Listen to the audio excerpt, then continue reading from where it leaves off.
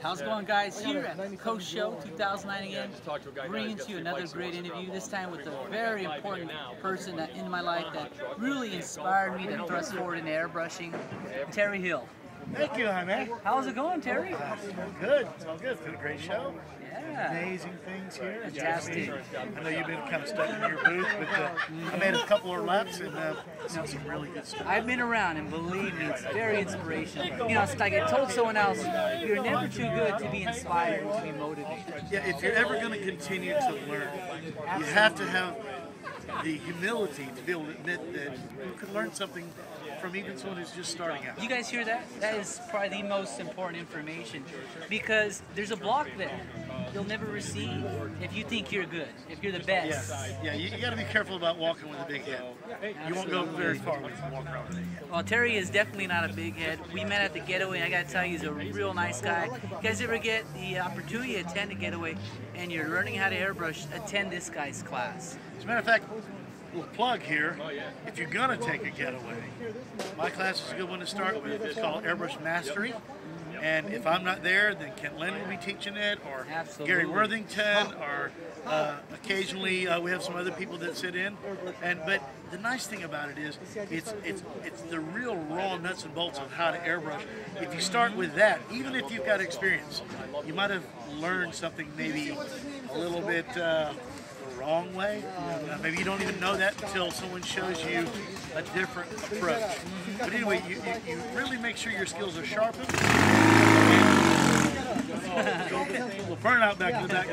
Anyway, make sure your skills are on point, and from there you can go in any direction with your life. Absolutely. You know? So, and with the Getaway, you could choose all year when to attend one.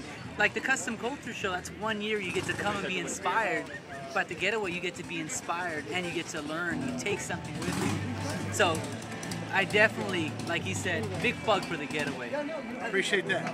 Terry, what are you doing all year round when you're not doing the Getaway? Where can people see your work at? I make a living as a t-shirt artist. I put my pants on like anyone does. Fantastic. I still feed on tourists in Florida. I'm like the guy that's always trying to get you to buy a t-shirt for your little girl. And so I'm doing that, but I do anything, you know. I develop products. I have a line of air hoses called Pro Hose, and they'll probably be available through First Airbrush pretty soon.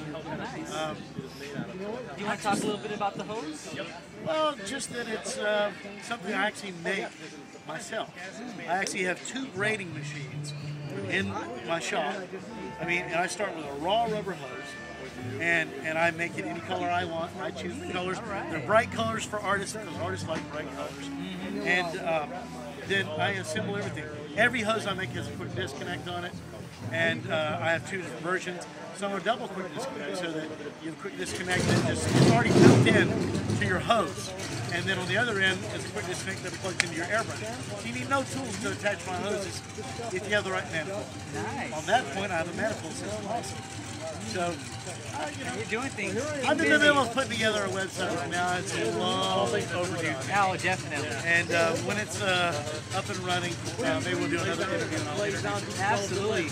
That's great, guys. Terry Hill, I had to get an interview with him because, like you said, he's inspired so many of us through the magazines, all the great artwork, you know, the women's eyes, the glass spheres, the great cars.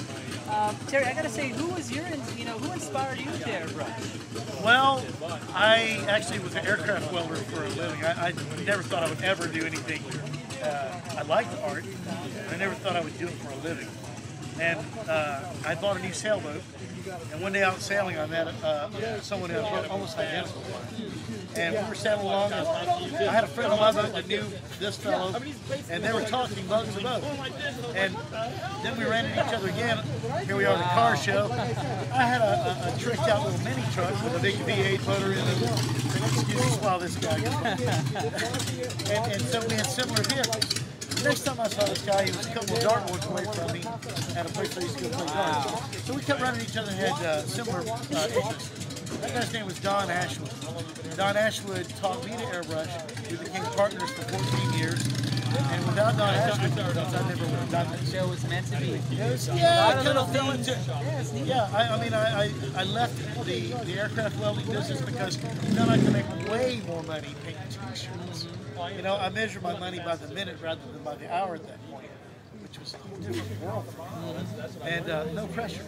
I didn't have to worry about someone's plane falling out of the sky if I made a mistake. Because I welded aircraft stuff.